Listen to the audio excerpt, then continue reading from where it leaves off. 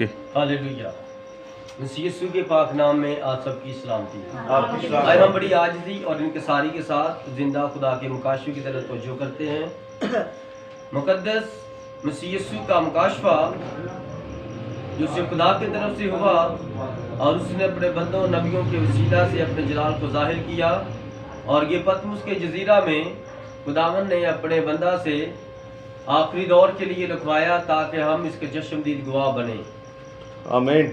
मुकाशफे की किताब उसका 12वां बाब और उसकी पहली आयत से लेकर 6ठी आयत तक। फिर आसमान पर एक बड़ा निशान दिखाई दिया,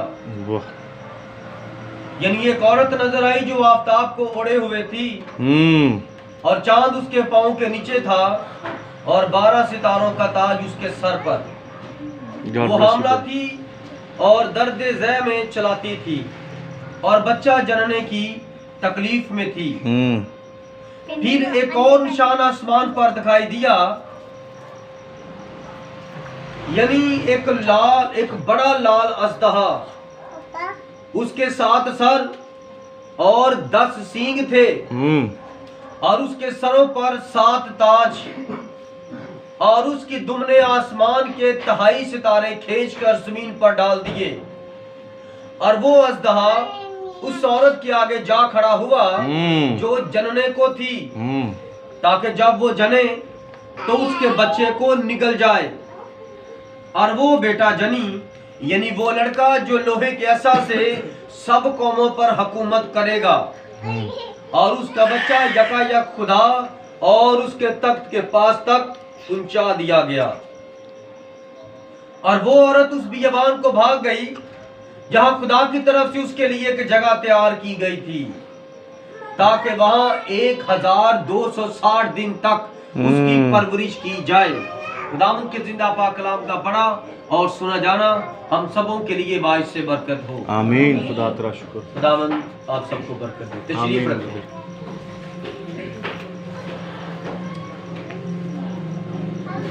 हालेलुया, हालेलुया। मुकाशफा 12वां बाब और उसकी पहली 6 आयत, इसकी गहरी स्टडी करेंगे। हम इस पर गहरा गौर करेंगे।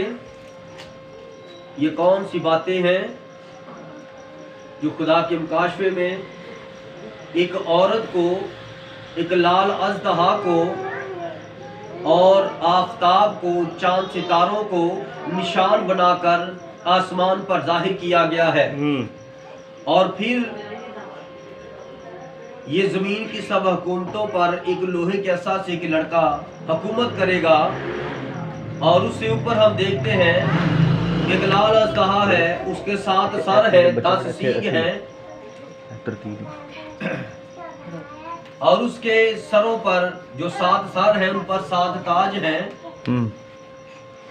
और हम देखते हैं कि वो बच्चा आसमान पर खुदा के तख्त के पास तक पहुंचा दिया गया, और वो औरत बियाबान में भाग गई, और वो 1260 दिन तक उसकी हिफाजत और परवरिश की गई। Hallelujah. God bless you brother. आमीन। इस किताब मुकद्दस का अनुमान है मुकाशफा 12वां बाब की औरत। मुकाशफा 12वां बाब की औरत, ताकि आपको इसके बारे में पता चल सके। Hallelujah, hallelujah. ये है रोया। Hallelujah, hallelujah. अब जब हम मुकाशफा की किताब को शुरू करते हैं, इधर तवज्जो करें और गौर से इधर देखें। ये मुकाशफा 12वां बाब में ये औरत है, और ये 13वें में नहीं है, ये 10वें में नहीं है, 12वें में है। और 12 जो है इसराइल का अदद है, इसराइल के 12 कबीले हैं। आमीन, आमीन। और 12 इसराइल का अदद है। और खुदावंद का नबी ब्रदर ब्रानम फरमाते हैं कि अगर आपने किताब मुकद्दस को समझना है तो इसराइल जो खुदा की घड़ी है उस पर नजर करो। घड़ी के अंदर 12 अदाद है, 12 अल्फाज है। और नए आदनामे को जब हम यूहन्ना की इंजील में पढ़ते हैं तो वहां पर रात और दिन 12-12 घंटे का मुकर्रर हुआ है। वो न्याय ड्रामा है। हमने पाक कलाम को लेना है, पढ़ना है, तो हमें खुदा के कैलेंडर को, खुदा के हिसाब किताब को आगे रखकर चलना है। मैं अक्सर आपको कहता हूं कि ये सेमिनरी की तालीम खुदा की तालीम नहीं है, और आप पता नहीं इसे कबूल करते हैं या नहीं। जो बिशप, कार्डिनल और आपके सामने बड़े बड़े आलम जो लंबे लंबे चोले पहनते हैं, सेमिनरियां करते हैं, करवाते हैं, लड़कियों को डिग्रियां देते हैं, पादरी बनने के संते देते हैं, ये खुदा के खिलाफ है। इसलिए इसके अंदर खास बातें हैं।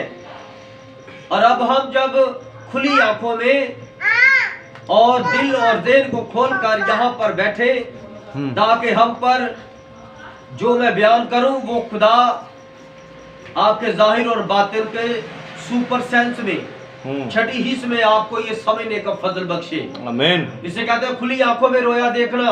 आमीन। कि जब खुदा आपका दिल और दिल रोशन करेगा, तो तब आप खुली आंखों में रोया देख सकते हैं। जो चीजें नजर नहीं आती उनको देखकर समझ सकते हैं। हालेलुया। हालेलुया। अब गौर करें, पहली आयत में लिखा है, फिर मैंने आसमान पर एक बड़ा निशान दिखाई दिया। फिर आसमान पर एक बड़ा निशान दिखाई दिया। कहता वो निशान क्या था? यानी एक औरत नजर आई। अच्छा, ये तो ऑलरेडी आसमान पर है। ये खुदा का नबी, खुदा का रसूल यूहन्ना रसूल, जब हम देखते हैं मुकाशवा 4 बाब, तो वहां पर ये बेसुध हो गया है और खुदावन ने इसे आसमान पर बुला लिया है। 4 बाब जब हम देखते हैं तो उसकी पहली 2 आयत में बड़ा खूबसूरत लिखा है, इन बातों के बाद मैंने निगाह की तो क्या देखता हूं कि आसमान में एक दरवाजा खुला हुआ है। और वो दरवाजा कौन है? वो आपका और मेरा खुदावंद यीशु मसीह है। राह खुदा के पास जाने का रास्ता मैं हूँ। आमीन। और यहाँ पर मुकाशवा में लिखा है, आप कुछ नसीब है जो इन मुकाशवों को पा चुके हैं। आमीन। राह और हक और जिंदगी मैं हूँ, कोई मेरे वसीला के बगैर बाप के पास नहीं आता। लिखा है आसमान पर एक दरवाजा खुला हुआ है, और जिसको मैंने पेशतर नसीगे किसी आवाज से अपने साथ बातें करते सुना था, वही फरमाता है कि यहाँ ऊपर आ जा, मैं तुझे वो बातें दिखाऊंगा जिनका इन बातों के बाद होना जरूर है। कहता फौरन मैं रूह में आ गया। मेरे छठे हवास, जो 6 हवास थे, 5 हवास जिस्म के, उन्होंने काम करना बंद कर दिया। वो कौन से हैं? देखना, सूंघना और चखना और छूना और सुनना। ये 5 हवास इंसान के, जिसकी वजह से इंसान चलता फिरता, देखता, खाता, पीता, रोता, जागता है। और इससे आगे है छठा, उसे कहते हैं सुपर सेंस। वो फौरन रूह में आ गया। उसका जो जाहिर था खुदा ने ऑफ कर दिया और बातिन ऑन कर दिया, और वो जिस्म उसका जमीन पर रह गया और उसकी रूह आसमान पर चली गई। हालेलुया। हालेलुया। अब ये 12वें बाब की जो पहली आयत है, ये क्या फरमाती है? फिर आसमान पर एक बड़ा निशान दिखाई दिया। वो जमीन पर है ही नहीं है, इसलिए वो आसमान के ऊपर की जो चीजें हैं, ऊपर की बातें हैं, वो आपको दिखा रहा है। आमीन। जिस तरह मूसा को खुदा ने कोहे सीना पर बुलाया और आसमान का नक्शा दिखाया। कौन सा नक्शा आसमान पर? ये जो मुकद्दस हैकल जमीन पर बनी थी पहली सुलेमान के वसीला से कोहे मूरिया के पहाड़ पर। वो पहाड़ के ऊपर जो हैकल बनी थी, उसकी लंबाई, चौड़ाई, उसके दरवाजे, खिड़कियां और उसका पायदान और उसकी सीढ़ियां और उसके दहाने और उसका तख्त और उसके पार्टीशन, गैर कौमों का हाथा और सरदार काहिर के खड़े होने की जगह, शिफायत करने का मकाम, गैर कौमें कहां पर खड़ी होंगी और नबी कहां पर जाकर खड़े होंगे, कहां पर मुनादी करेंगे, वो सारी जगह दिखाई खुदा ने तरतीब के साथ। किसको? मूसा को। किसमें? रोया में। आमीन। कि आसमान पर मेरी हैकल इस तरह की है, वो असल है, तूने जमीन पर उसकी नकल तैयार कर दी। जो जमीन पर हैकल बनाई गई थी, वो आसमानी हैकल जो मलकीसेदक सालम के रहने की जगह है, आमीन। जो आपका मेरा खुदा यीशु मसीह है, आमीन। तो वहां से उतर कर यस। निजात देने के लिए जमीन पर आया। आमीन। उसने अपनी असल की नकल जमीन पर बनवाई हम्म। और क्या किया, मूसा को दिखाया, और जो मूसा ने देखा वो लिखा, और उस लिखे को अपने बाद वसीयत की यशवा को, यशवा ने बाद में वसीयत की अपने नुमाइंदों को, और वो करते करते नबियों के पास वो किताब आती गई। और उसके साथ जिस तरह ये देखो, ये बाइबल मुकद्दस है, और इसके आखिर क्या बात, इसके आखिर में क्या है, ये मुकद्दस हैकल का नक्शा है, आमीन। इस्राइल का ये नक्शा है। आमीन। इसी तरह मैं ख्याल पेश करता हूँ कि वहां पर भी जो किताबें मुकद्दस थी, तुमार थे, उनके आखिर में वो नक्शा था जो खुदा ने उसे दिखाया था, लिखवाया था। वो आमीन। नक्शा दाऊद के पास महफूज था। दाऊद इस्राइल का बादशाह था। आमीन। जो कुछ इस्राइल में होना होता तो उसके पास मौजूद होता। वो अपने मरने से पहले अपने बेटे को वसीयत और नसीहत और तरबियत करके गया कि इस तरह तुमने ये काम करना है। Hallelujah, hallelujah. इसलिए ये रोया में देख रहा है, आसमान पर उसे रोया दिखाई जा रही है जो जमीन पर होना है। आमीन। हालेलुया। हालेलुया। कहता आसमान पर एक बड़ा निशान दिखाई दिया। अच्छा निशान, चलो वापिस, शाबाश। निशान क्या है? पहली बाइबल आप जानते हैं आसमान पर थी 12 बुर्ज, और 12 बुर्ज में जो पहला निशान था औरत था, और औरत निशान था, और वर्जन था उसका निशान, औरत कुंवारी है। आमीन। और इसने आसमान पर क्या देखा है? एक निशान देखा है, और वो निशान क्या है? उसे एक औरत नजर आई है, और ये औरत कौन सी है? औरत कलीसिया को पेश करती है। आमीन। औरत कलीसिया को पेश करती है। यहाँ पर एक इस्राइल है, ये जो औरत है ये इस्राइल को पेश करती है। लिखा है जो आमीन, आमीन ब्रदर। ओढ़े हुए थी।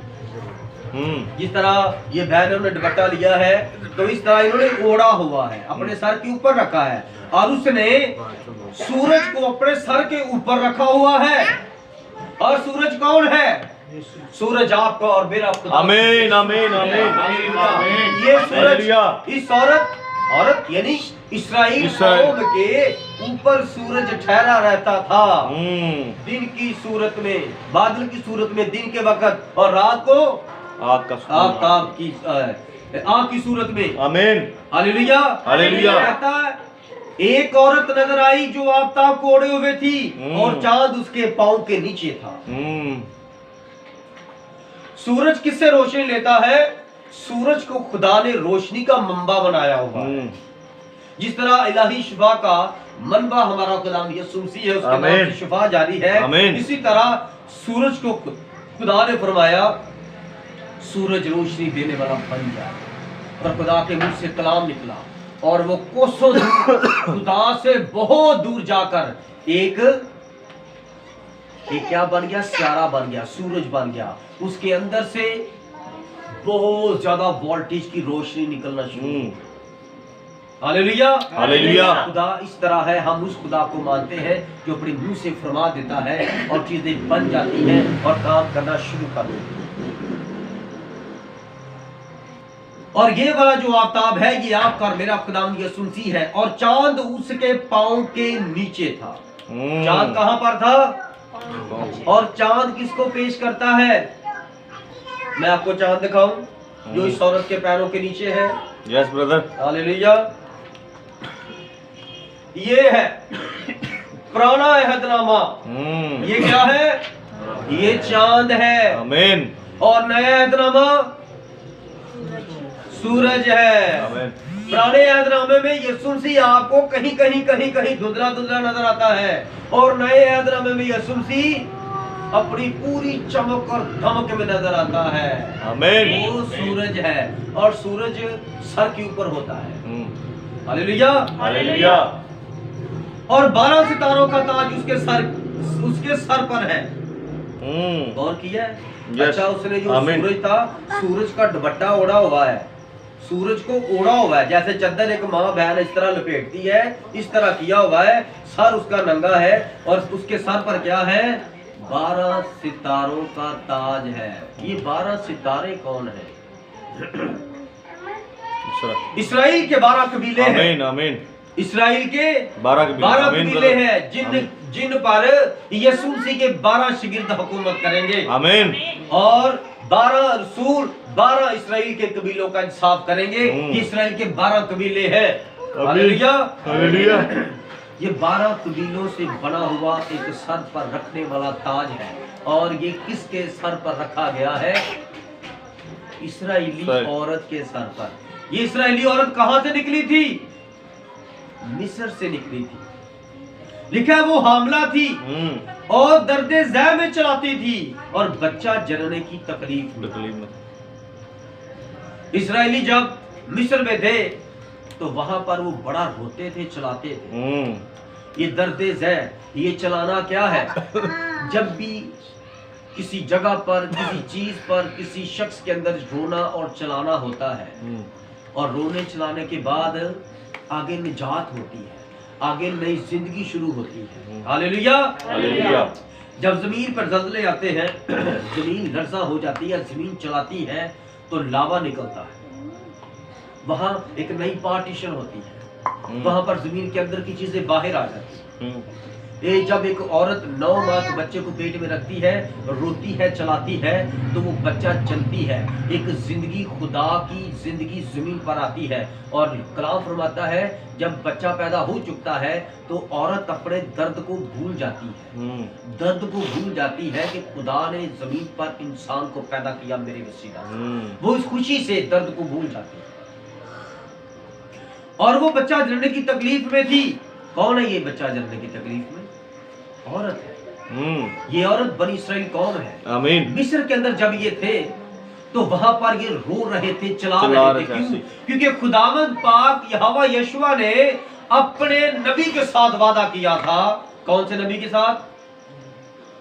इब्राहिम के साथ। God bless you. इब्राहिम के साथ वादा किया था कि मैं तेरी नस्ल को 4 सदियां 400 साल तक एक गैर कौम की गुलामी में रखूंगा और फिर मैं उनको वहां से निकालूंगा। गुलामी में क्यों रखना था खुदा ने? क्योंकि वहां पर ऐसी जगह खुदा ने नील के डेल्टा पर, दरिया नील के डेल्टा पर उनको साइड पर महफूज कर दिया। चौपानों की सूरत में उनको वहां पर रखा। लोग उनसे नफरत करते थे और खुदा अपने कलाम को पूरा कर रहा था कि इब्राहिम मैं तेरी नस्ल को आसमान के सितारों की मानंद बढ़ा दूंगा। और वो वहां पर बढ़ रहे थे, सितारे बढ़ रहे थे, सितारे पैदा करते जा रहे थे और जमीन पर खुदा की कौम बढ़ती जा रही थी, अनगिनत बढ़ गई थी। कितनी बढ़ गई थी? नबी ब्रदर ब्रानम कहते हैं कि जब इसराइल के अंदर से जब बनी इसराइल कौम मिस्र से निकले तो उनकी कितनी क्वांटिटी थी? तकरीबन 20 लाख। आसमान के सितारों की माने। हमारे पास एक बाइबल की कैलकुलेशन आ गई। खुदा ने फरमाया था कि तुम्हारी नस्ल आसमान के सितारों की माने है। और नबी ने कहा तकरीबन। क्या कहा? तकरीबन। और आसमान के सितारे कितने हैं? तकरीबन 20 लाख। आसमान पर सितारे कितने हैं जो चमक कर रोशनी देते हैं? 20 लाख। ये कौन है?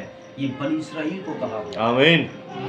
ये वाले सितारे नहीं है, बनी इसराइल कौम है, सितारों की मानी। Hallelujah hallelujah. और सितारा क्या करता है? रोशनी देता है। और ये 12 सितारों का ताज है।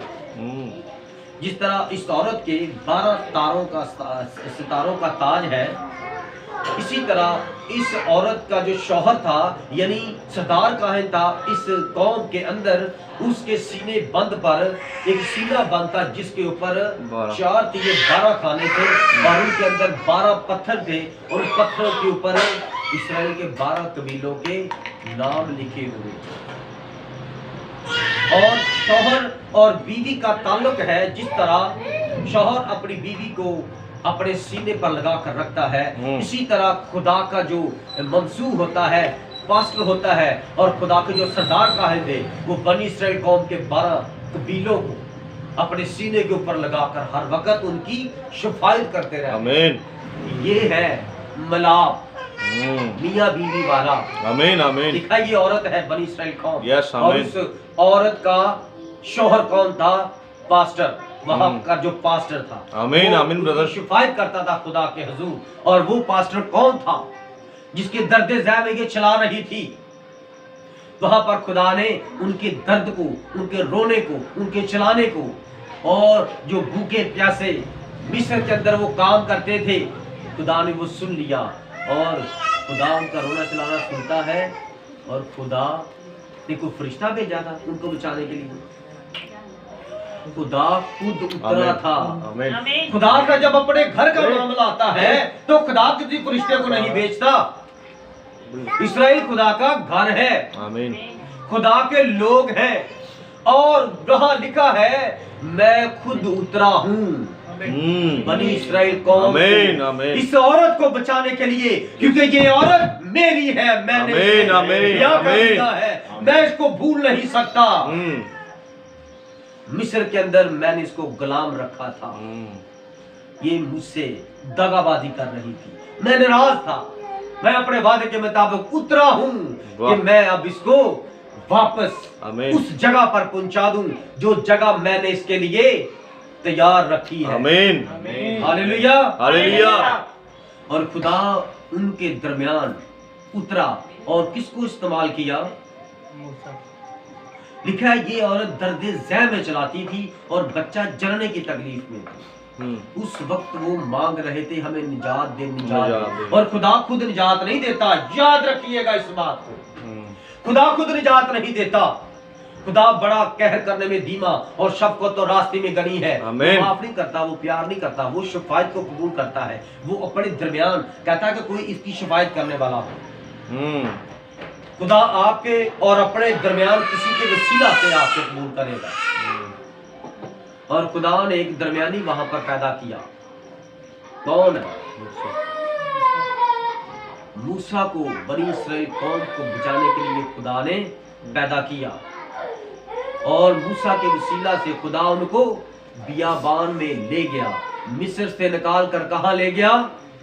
बियाबान में ले गया। इस बात को याद रखना, लास्ट में ये फिर इस्राएल के इस वक्त जहां रह रही है, इस वक्त वो एंटी क्राइस्ट की हुकूमत में जाने वाली है और है भी। और वहां से वो निकल के फिर जंगल में जाएगी। इस बात को याद रखना, लास्ट में बयान करेंगे। जब मूसा को खुदा ने पैदा किया तो मूसा के वसीला से बनी इस्राएल कौम को खुदा लेकर निकला। यहाँ पर हमें समझ आ गई आमीन। औरत कौन थी? यस आमीन। अब हम नहीं भूलेंगे इस औरत को। तीसरी आयत कहता दोबारा खुदा ने मुझे एक और चीज दिखाई। कहता फिर एक और निशान आसमान पर दिखाई दिया। आसमान पर वो बैठा हुआ है खुदा की हजूरी में, और खुदा ने एक और निशान दिखाया, यानी एक बड़ा लाल अजदहा। ये लाल अजदहा कौन है? ये पुराना ये लाल अजदहा कौन है मेरे अजीजों? ये वही पुराना सांप है। ये वही पुराना सांप है जो रोम कहलाता है। यस आमीन। मुकाशवा की किताब उसका 17वां बाब। यहां पर मैं आपको इस सांप के बारे में दिखाना चाहता हूं, गौर कीजिएगा। उस फरिश्ता ने, मुकाशवा 17वां बाब उसकी 7वीं आयत, उस फरिश्ता ने मुझसे कहा तू हैरान क्यों हो गया? मैं इस औरत और इस हैवान का जिस पर वो सवार है और जिसके 7 सर और 10 सींग है तुझे भेद बताता हूं। और यहाँ पर मैंने क्या पढ़ा था? मुकाशवा 12वां बाब,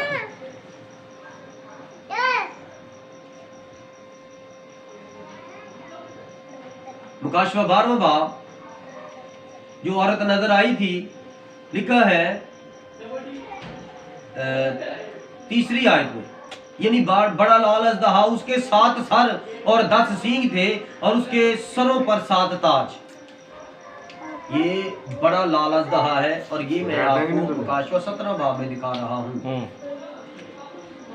तो हैरान क्यों है? मैं तुम्हें इस औरत यानी रोम की कलीसिया, रोमन कैथोलिक, ये बात खुदा के कलाम में लिखी है। रोमन कैथोलिक को यहाँ पर औरत कहा गया। कहता मैं इस औरत और इस हैवान का जिस पर वो सवार है, वो हैवान पर सवार है, और जिसके 7 सर और 10 सींग है। तुझे भेद बताता हूँ, ये जो तूने हैवान देखा ये पहले तो था मगर अब नहीं है, और आइंदा था गड़े से निकलकर हलाकत में पड़ेगा। और जमीन के रहने वाले जिनके नाम बने आलम के वक्त से किताबें याद में लिखे नहीं गए, इस हैवान का ये हाल देखकर कि पहले था और अब नहीं और फिर मौजूद हो जाएगा, ताजुब करेंगे। यही मौका है उस ज़हन का जिसको खुदावन ने हिकमत की रूह अता की है। कौन सी रूह? हिकमत की, जानने की, लिखे हुए को समझने की। यही मौका है उस ज़हन का जिसमें हिकमत है।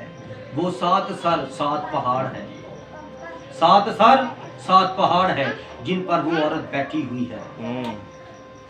औरत कौन है? कलीसिया। 7 सर क्या है? 7 पहाड़ है। और रोम जो है 7 पहाड़ों पर आबाद हुआ है। हालेलुया। और वो 7 बादशाह भी है, 5 तो हो चुके और एक मौजूद है और एक अभी आया नहीं, और जब आएगा तो कुछ अरसा तक उसका रहना जरूर है। हालेलुया। अब समझ आई तीसरी आयत की? फिर एक और निशान आसमान पर दिखाई दिया, यानी एक बड़ा लाल अजदहा, उसके 7 सर और 10 सींग थे, और उसके सरों पर 7 ताज, और उसकी दोनों आसमान के 23 तारे खींच कर जमीन पर डाल दिए। और वो अजदहा उस औरत के आगे जा खड़ा हुआ जो जलने को थी, ताकि जब वो जले तो उसके बच्चे को निगल जाए। ये रोम है जिसने 300 मसीह साल में, जब मसीह आसमान पर उठाए गए तो तीसरी सदी चल रही थी, उससे पहले ही इसने हुकूमती और सरकारी इख्तियार और इक़्तिदार अपने हाथ में ले लिया। तब ये बिशप के नाम से खड़ी हुई, और बिशप का मतलब है इंतजाम करने वाला, इंतजामिया, जिसे हम कहते हैं एडमिनिस्ट्रेटर। किसी इदारे में होते हैं, सारे ओवरऑल इंतजाम करते हैं। ये इंतजाम करते थे खुदा के लोगों के लिए, हुकूमत के लोगों के लिए, और दोनों इख्तियार इसके हाथ में आ गए। और जब ये इख्तियार इसके हाथ में आ गए तो इसने क्या किया? इसने खुदा के लोगों को बड़ा सताया। एक बादशाह हेड्रियान बैठा था और उसने बनी इसराइल के अंदर से किताबे मुकद्दस को खत्म करने की ठानी। तारीख बयान करती है, उसने कहा कि हर एक जिसके पास से भी तोमार, यूनानी, इब्रानी, लातीनी, सुरयानी, किसी भी जुबान में तोमार मिल जाए, खुदा का लिखा हुआ कलाम, वो मुझे जमा करवा दे। अगर ना करवाएगा तो उसको मार दिया जाएगा। उसने अपनी तरफ से तख्त पर बैठ कर कहा, मैंने इसराइल के खुदा का कलाम दुनिया से नबूद कर दिया है। मैंने वादा किया था, कसम खाई थी, और मैंने ये वादा पूरा कर दिया है। वो जब मर गया, उसकी जगह पर दूसरा बादशाह बैठा, तो दूसरे बादशाह ने बैठते सार ही कहा, वो मैंने सुना कि पिछले बादशाह ने यहूदियों की किताब को खत्म करवा दिया था। उसने यहूदियों को जमा किया और उनसे पूछा, वो आपकी किताब कौन सी थी? क्या किसी के पास कोई एक आधा मुसद्दा, कोई तारीख की किताब अभी तक पड़ी है जो आपके खुदा को जाहिर करती है? इस्राएलियों ने कहा कि हमें थोड़ा सा टाइम दो। कहता, मैंने सुना कि वो बादशाह ने कहा कि मैंने तुम्हारे खुदा की सारी किताब खत्म कर दी है, जो पुराना ड्रामा हम जिसे बोलते हैं तौरात, वो सब खत्म कर दी है मैंने। और 5-10 मिनट के अंदर वहां पर बड़े बड़े खुदा के तमार रखे। आमीन। कोई पैदाइश का, कोई खरूज का, कोई तवारीख का, मलाकी तक बड़े तमार इकट्ठे हो गए। आमीन। और खुदा का कलाम ही कलाम सब ने उठाया हुआ है। Praise the Lord. उसने भी मारा था जिसके पास कलाम पर्याप्त होता था। बादशाह, तूने भी हमें वर्गला कर पूछ लिया है, ये हमारे पास कलाम है। और फिर भी जो काम उस मजमे में आया था, उससे ज्यादा फिर भी लोगों ने छुपा कर रखा। हालेलुया। हालेलुया। इस बादशाह का क्या एतबार?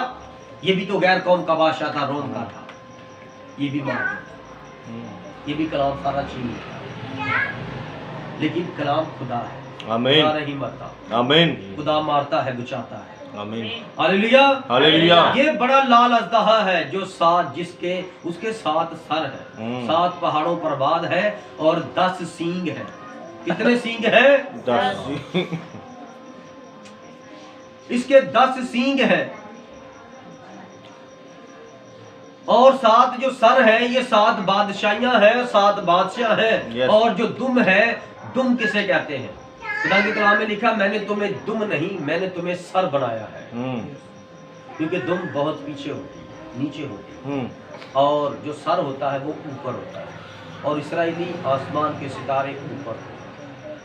Hallelujah, hallelujah. 10 सींग 10 बादशाहियां हैं। और दुम से मुराद है, ये नबी ब्रदर ब्रानम कहता है, दुम झूठ को पेश करती है। आमीन। हम जब किसी को पीछे लगाते हैं तो क्या बोलते? क्या बोलते? जब हम किसी को फंसाते हैं तो कैसे फंसाते? झूठ बोलकर, झूठ बोल के उसको अपने पीछे लगा लिया, तो वो हमारी क्या हो गई? दुम। क्या यार, तू उसकी लेली बन गया है, पीछे पीछे रहता है हर वक्त, उसके दुम ही बन गया, बीवी के पीछे पीछे रहता है, इस तरह के फिक्रे बोलते हैं। तो ये जो दुम है, और उसकी दुम ने आसमान के ताई सितारे खींच कर जमीन पर डाला। कलाम फरमाता है कि वो आसमान के सितारों की मानद है, और यहाँ पर अवकाश का बयान हो रहा है कि वो तहाई सितारे, 3 हिस्से, तहाई 3 हिस्से, 3 हिस्से इस्राएल किसने मार दिया? लाल अज़दहा ने। किससे? झूठ बोल, दुम से, झूठ बोल बोल के इस्राएलियों को बरगला दिया। और ये जो 10 सींग है, सींग ताकत को जाहिर करते हैं, और सींग हुकूमत को जाहिर करते हैं। और जब आप दानियल का सहीफा पढ़ते हैं तो वहां पर 4 जानदार हैं, और वो 4 जानदार हैं, और जमीन पर वो 4 हुकूमतें हैं। इसी तरह यहाँ पर भी हम देखते हैं, ये 10 सींग है, 7 सर हैं और 10 सींग हैं, और सींग जो है 10 हुकूमतें हैं। yes. ये जमीन पर 10 हुकूमतें ऐसी गुजरी हैं जो बनी इस्राएल को बड़ी बड़ी नफरत से देखती थी, बड़ा सताती रही है। जैसे नए आदरामे में एक लफ्ज़ है दिप्लस, उसका मतलब 10 शहरों का मजमुआ और 10 बादशाहियां, 10 हुकूमतें। इसी तरह यहाँ पर ये 10 सींग है, तो ये कहता 10 सींग थे, लफ्ज़ थे का मतलब है ये पहले वक्तों में बनी इस्राएल कौम के खिलाफ 10 बादशाह थे, 10 मुल्क थे। और अब यूरोपियन यूनियन है, ये भी 10 मुल्कों के मजमूए पर ये लफ्ज़ बनता है यूरोपियन यूनियन। और ये यूरोपियन यूनियन क्या करती है? ये भी सिंह है, और ये भी बनी इस्राइल से नफरत करती है। मुसलमान बनी इस्राइल से नफरत करते हैं, उनको काफिर कहते हैं। ईरान, इराक, अदूम, तुर्की क्या कहते हैं? बनी इस्राइल को काफिर कहते हैं। मिस्र उस वक्त बनी इस्राइल को कैद में रखा हुआ था 400 साल के लिए। बाबल ने 70 साल अपने पास कैद में रखा। नैनवा ने कितने साल इस्राइल को अपने पास कैद में रखा? जब आप इनकी गिनती करेंगे तो ये 10 हुकूमतें बनेगी, तो ये 10 हुकूमतें बनेगी। Hallelujah, hallelujah.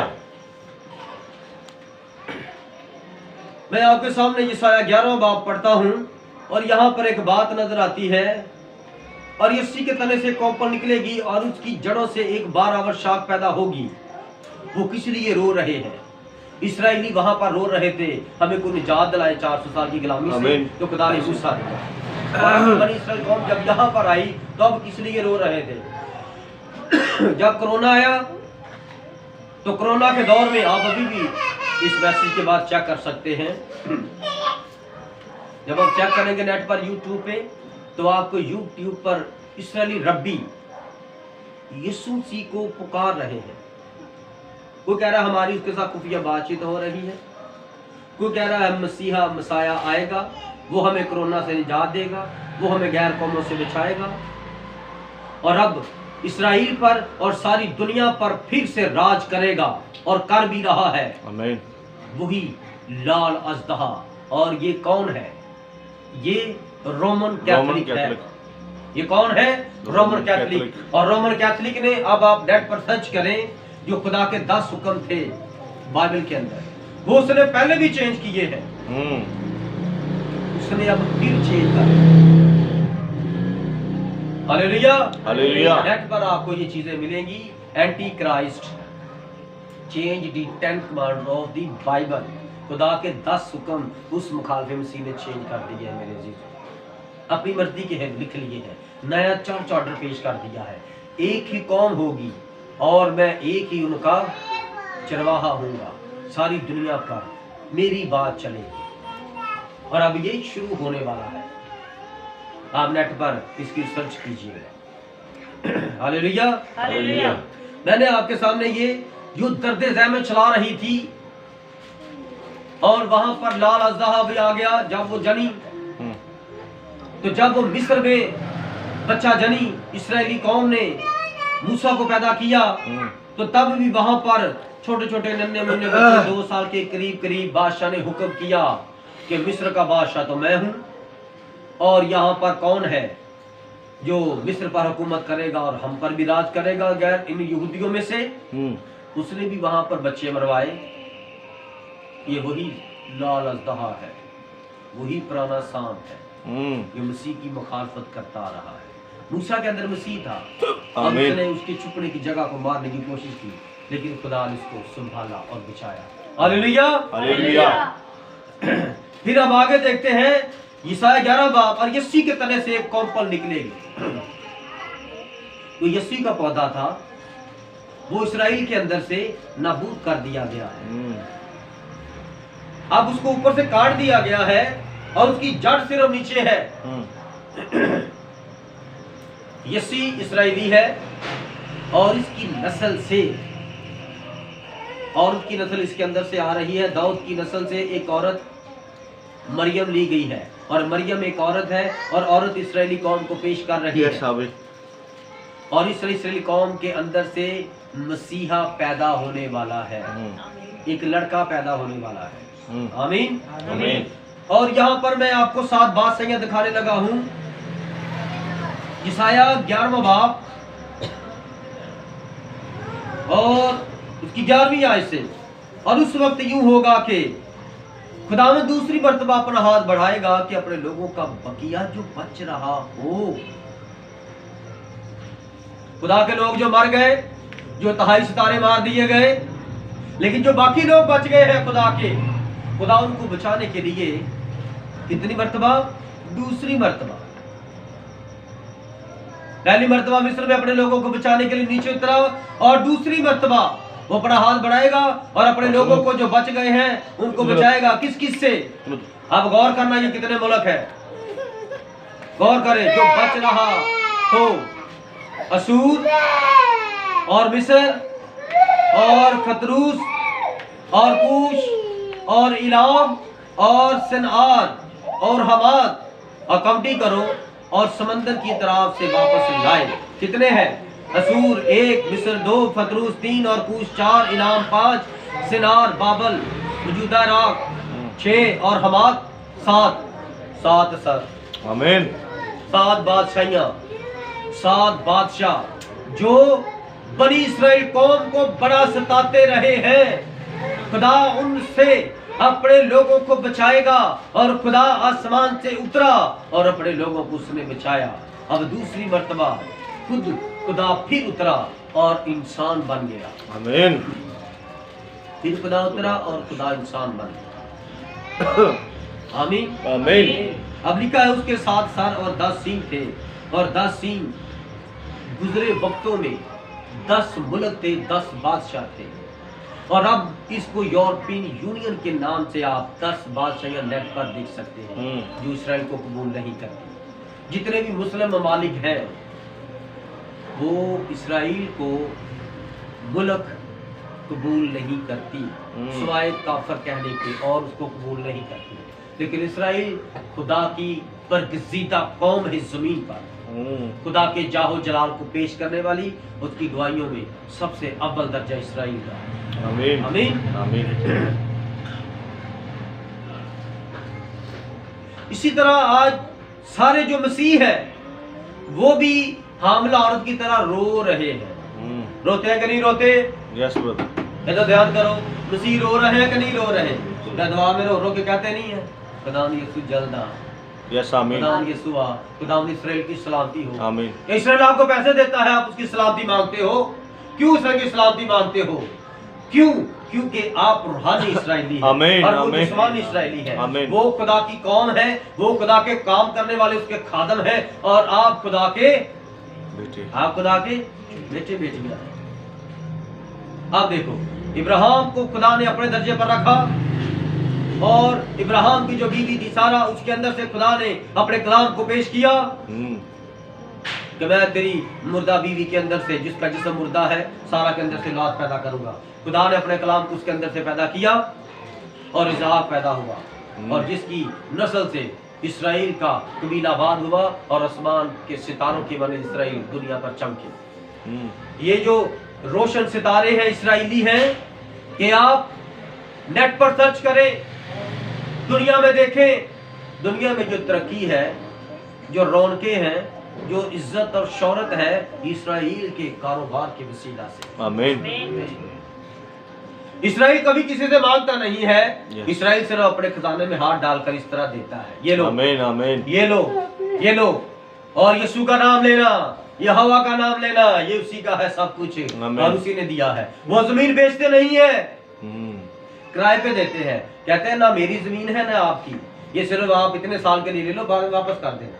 वो बेचते नहीं है कि ये पक्की पक्की तेरे नाम हो जाए। कलाम में लिखा है शरीर में, तुम जमीन को मत बेचना, क्योंकि तुम जमीन पर मुसाफिर हो, बारिश नहीं हो। मैं जमीन का मालिक और खालिक हूँ।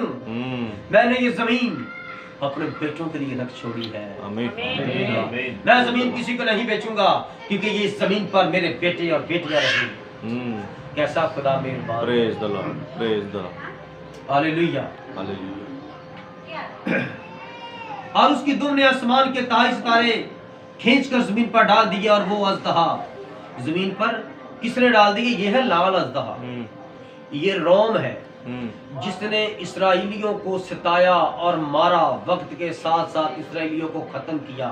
और जब मसीह यीशु ने एक नबूवत फरमाई, शागिर्दों ने कहा, ऐ खुदावन, यहाँ पर देखे कितनी खूबसूरती है, ये हैकल की कैसे खूबसूरत पत्थरों से बनी है। और मसीह यीशु ने क्या फरमाया?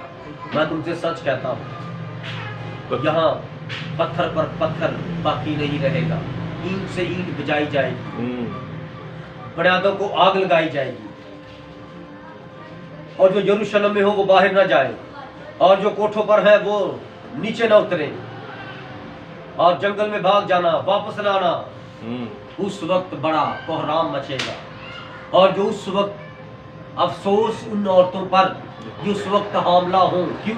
क्योंकि वो मुखालफे मसीह औरतों की छातियां काट देगा, और जिन औरतों के बच्चे उनके पेट में होंगे, बादशाह क्या करते थे?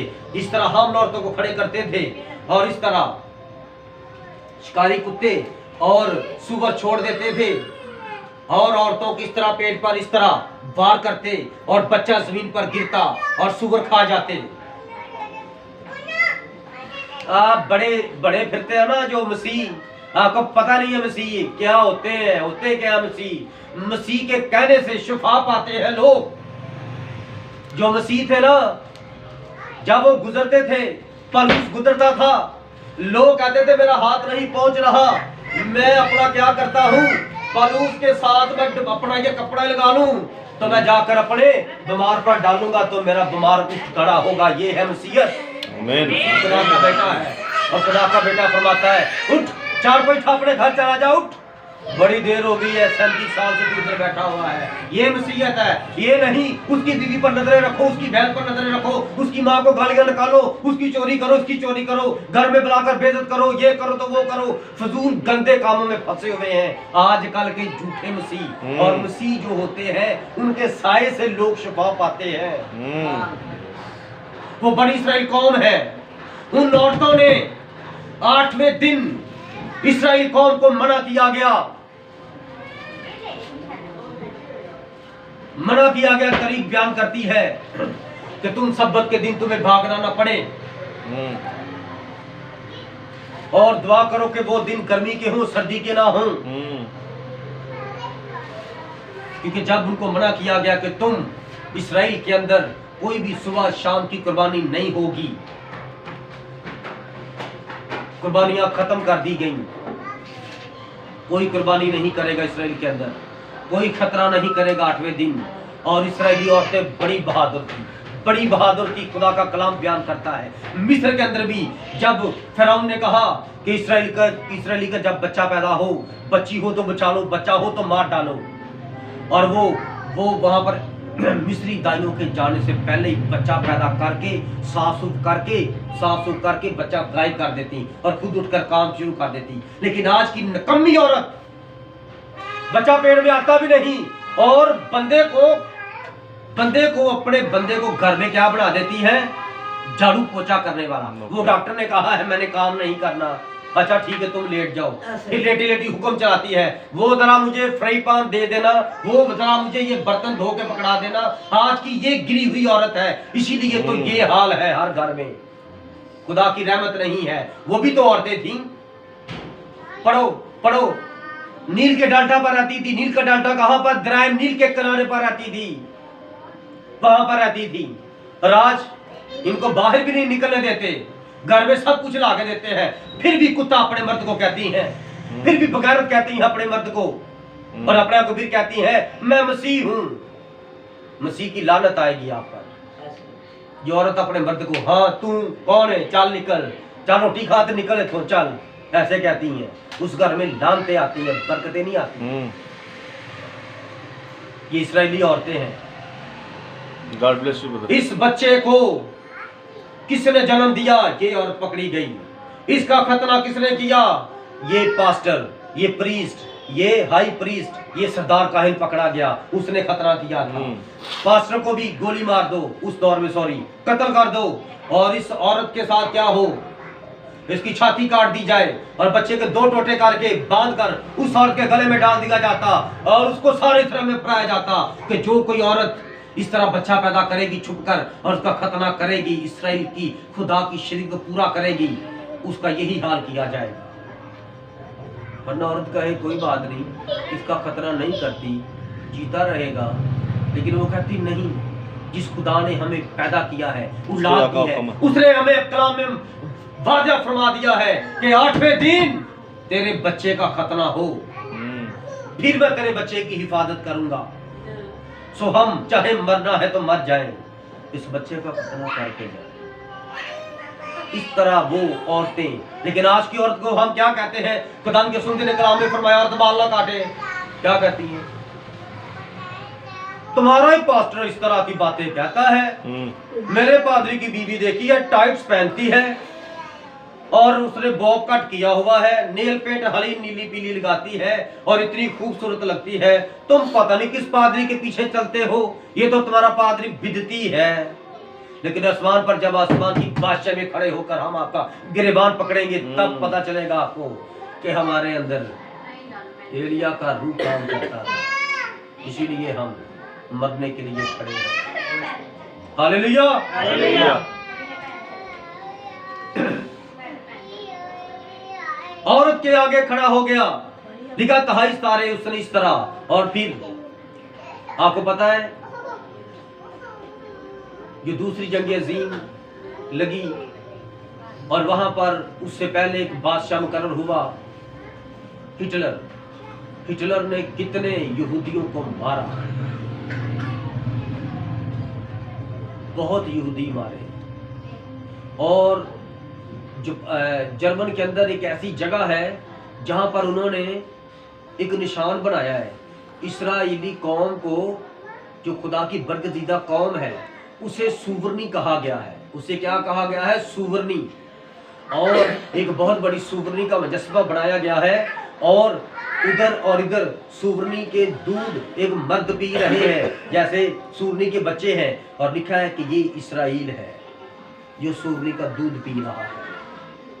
और वो बहुत बड़ा मुजस्समा बनाकर उन्होंने वहां पर निस्ब किया है, आज भी वो वहां पर है। और 60,000 लाख इसराइलियों को मरवाया था, जिनकी काउंटिंग की गई है, और जिनकी काउंटिंग हुई नहीं वो पता नहीं कितने हैं। और जर्मन का जो डिक्टेटर था मुतलिकरान, जो अपनी मर्जी की हुकूमत करना चाहता था, हिटलर ने इस तरह बनी इसराइल कौम को मरवाया है। तो देखो 23 सितारे मरे के नाम मरे। इसी तरह जैसे जैसे आप पीछे जाएंगे तारीख में आपको पता चलेगा इसराइल को किस किस बादशाह ने मारा है। पैदाइश की किताब उसका 3रा बाब उसकी 15वीं आयत में लिखा है, औरत की नस्ल से एक मर्द पैदा होगा और वो सांप के सर को कुचलेगा। अब ये जो मैंने आपके सामने ये हवाला पढ़ा था 3री आयत, इसका जो आगे 4थी आयत है, और उसकी दुमने आसमान के 23 सितारे खींच कर जमीन पर डाल दिए। और अब ये था ऊपर वाला लाल अजदहा, और अब ये है वो अजदहा, और यानी कि और एक लहदा, और वो अजदहा उस औरत के आगे जा खड़ा हुआ जो जनने को थी, ताकि जब वो जने तो उसके बच्चे को निकाले। जब ये वाला अजदहा, ये वही पुराना सांप है जो बीज कहलाता है, जो झूठों का बाप है, और ये रोम के अंदर, रोम के बादशाहों के अंदर होकर काम करता है। तो जब मसीह यीशु पैदा हुआ तो इसने क्या किया? इसने 2 साल के बच्चों को मरवा दिया। तो ये किसके आगे खड़ा हुआ है? औरत के आगे। तो औरत कौन है? इस्राएली कौम। तो इस्राएली कौम के आगे खड़ा हो गया कि ये जो बच्चा पैदा हुआ है, इस बच्चे को मरवाने के लिए उसने इस्राएल में कितने बच्चे मरवा दिए। और ये क्या है? 23 सितारे हैं। हालेलुया। इस्राएल के अंदर क्या हुआ? कत्लो गारत हुई। मिस्र के अंदर क्या हुआ? 23 सितारे मार दिए गए। और यहाँ पर भी 23 सितारे मार दिए गए। किस लिए मार दिए गए? कि इन सितारों के अंदर एक सुबह का सितारा है जो बड़ा रोशन सितारा है, जिसकी रोशनी से ये सितारे रोशनी लेते हैं। उस सितारे को ढूंढते ढूंढते 23 सितारे उन्होंने मार दिए। Hallelujah, hallelujah, praise the Lord. आज इस मैसेज को खत्म करने के लिए कोई जरूरत नहीं कर सकता, क्योंकि हम रूहानी इसराइली हैं। आमीन। हमें कोई भी नहीं खत्म कर सकता। यस, आमीन। पैगाम खुदा का पैगाम है। आमीन, आमीन। नबी एक्सीडेंट में मर गया, नबी को नहीं को बचा सका। नबी ने कहा मेरे अल्फाज झूठे हो सकते हैं और गलत हो सकते हैं, लेकिन जो खुदा का कलाम है ये खुदा है। आमीन। अब तक खुदा रहेगा। मैं एक दिन मर जाऊंगा, मैं तुम्हारे सामने खड़ा हूँ, फिर तुम्हारे पास दोबारा मैं ना आऊं। शायद ये हमारी आखिरी मुलाकात हो, लेकिन जो मैं कह रहा हूँ ये खुदा का कलाम है। आमीन। यही तुम्हें बचाएगा। आमीन। हालेलुया। और नबी के वसीला से खुदा का कलाम हमें बचाता है। आमीन, आमीन। जब हम संदेश पढ़ते हैं, जब हम मैसेज को पढ़ते हैं, एक एक मैसेज को जब हम पढ़ते हैं, जब हम मेरे अजीजों ये एक एक मैसेज पढ़ते हैं, ये एक एक मैसेज पढ़ते हैं, तो इसके अंदर जिस तरह मैं आपके सामने बाइबल पढ़ता हूँ तो नबियों के रसूलों के नाम लेता हूँ, हवाले पेश करता हूँ, इसी तरह मैं जब कलाम के भेद खोलता हूँ तो इस नबी का नाम लेता हूँ, इसलिए लेता हूँ क्योंकि ये इस नबी की बात हो। आमीन, आमीन। यहाँ पर जमीन पर माँ से पैदा हुए, ये भी जमीन पर माँ से पैदा हुआ, उनके साथ भी खुदावन था और इनके साथ भी। आमीन। लिखा है जब भी खुदा ने वादा किया अपने नबी के साथ, ऐ इब्राहिम जब तेरी नस्ल का 8वें दिन खतना होगा तो मेरा रूह उसके साथ रहे, मैं उसके साथ रहूंगा। इसी तरह जब ये रूहानी इस्राएली पैदा हुआ, आमीन, तो बाइबल नबी की दादी बयान करती है, जिन्होंने, क्योंकि ये तो पैदा हुआ था, ये तो बयान नहीं कर सकता था, तो उन्होंने सुबह 5 बजे से पहले दरवाजा खोला तो बाहर रोशनी पड़ी थी। तो जब वो खिड़की खोली तो रोबन परिंदा, रोबन परिंदा, और रोबन नील है ना, आमीन। रोबन परिंदा है उसके हाँ। उसके जो यहाँ पर लाल लाल है ना जगह, आमीन।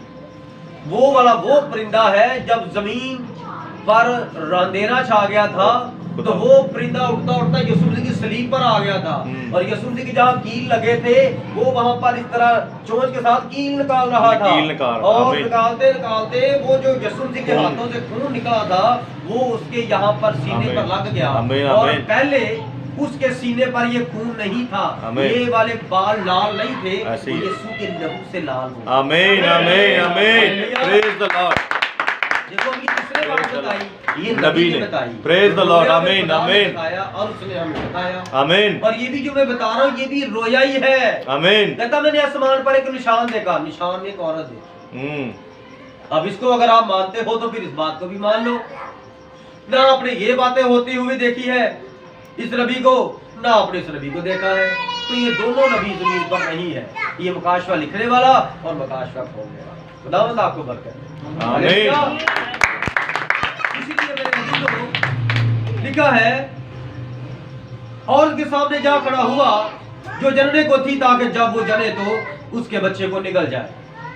अब जब रोमन कैथोलिक खड़ी हो गई खुदा यीशु मसीह को मारने के लिए, तो जब यीशु मसीह आसमान पर चले गए तो यीशु ने फरमाया कि यहाँ पर ईंट सीट भिजाई जाएगी, पत्थर पर पत्थर बाकी न रहेगा। तो मसीह यीशु को 70 साल हो गए थे आसमान पर गए हुए। तो रोमी कैसर हेड्रियान था, और हेड्रियान का एक जर्नैल था, उस जनरल का नाम था तीतुस, और उसने यरूशलेम को अपने हिरासत में ले लिया, और कितने महीने खाना पीना उनका बंद कर दिया, और उन्होंने अपने बच्चों को काट काट के पका पका के अंदर खाया था। क्यों? ये उन पर लानत आई थी, क्योंकि उन्होंने खुदावंद यीशु मसीह जब इंसान बनकर आए थे तो खुदावंद ने फरमाया तुम जिसका इंतजार कर रहे हो मैं वही हूँ। उन्होंने कहा तेरे अंदर शैतान है। उन्होंने यीशु मसीह की यकीन नहीं किया, और यीशु मसीह ने फरमाया जो मेरे कलाम पर कायम नहीं रहता, जो मेरे कलाम को सुनता और कबूल नहीं करता, वो हलाक किया जाएगा।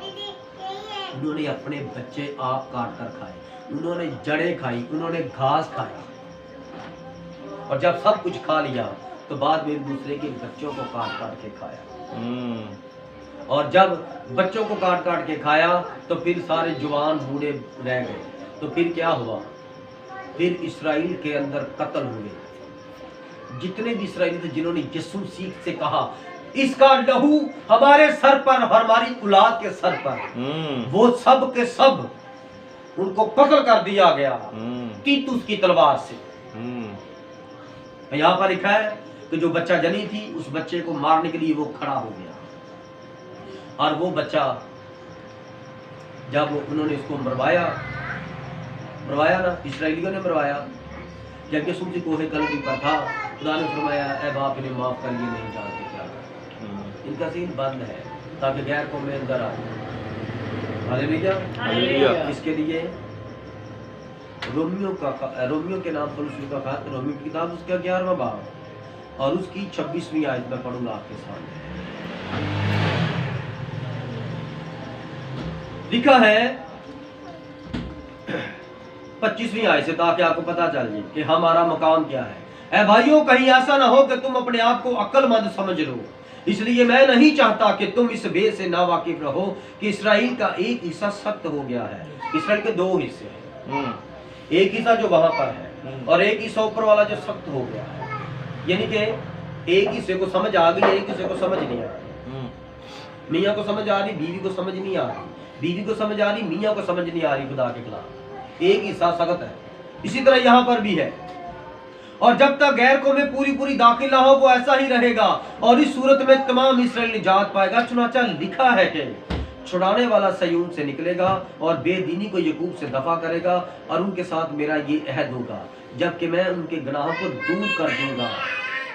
अंजील के एतबार से तो वो तुम्हारी खातिर दुश्मन है, लेकिन बरगजीदगी के एतबार से बाप दादा की खातिर प्यारे हैं। आमीन। मेरी बात की समझ आई जो मैंने पढ़ा है। अभी उनका एक हिस्सा सख्त क्यों किया गया है कि वो अभी खुदा को कबूल ना करें, अगर वो कर लेते तो गैर कौम में और दूर चले जाते। ऐसे लेकिन खुदा ने उनको नाराज करके उनकी आंखों पर पर्दा डाल के गैर कौमों की तरफ अपना जलाल जाहिर किया। आमीन। और अब खुदा Thank you, ने Jesus. जब गैर कौमों को उठा लेना है, दुल्हन एक यानी कि कलीसिया उठ जाएगी, दुल्हन उठ जाएगी खुदावंद Rapture हो जाएगा। की, एक औरत को ऊपर छोड़ आएगा, तो फिर पुरानी वाली औरत को मनाने के लिए आमीन। फिर उस औरत के पास चला जाए। यस इसराइल के अंदर खुदा फिर उतर आए, यस आमीन इस तरह पहले उतरा। इसराइल को बचाने के लिए खुदा खुद उतरता है। आमीन हालेलुया। हालेलुया